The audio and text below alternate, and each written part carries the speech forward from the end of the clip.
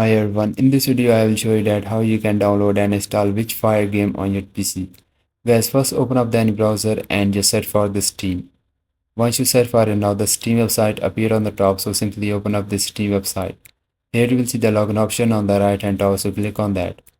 Now guys, here simply sign into your account, and if you don't have an account then just create an account.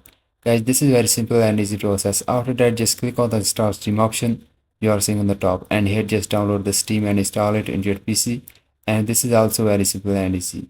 Then open up the Steam and log into your account, then click on the top search box and just type here the game, which is the WitchFire, and this game appear on the top. So simply open up the WitchFire game, just click on the first game.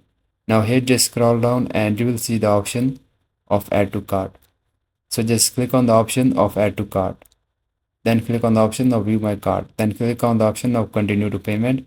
And now here's guys, simply pay with your PayPal or any other card you have, and once you pay the amount, now the game was added to your Steam library. Just go to the Steam library and on the left hand side you will find the game, which is the WitchFire. Just click on that and then click on the install, and this is how you can download and install this game. And if you find this video helpful, so please like it, and bye bye, and see you in the next video.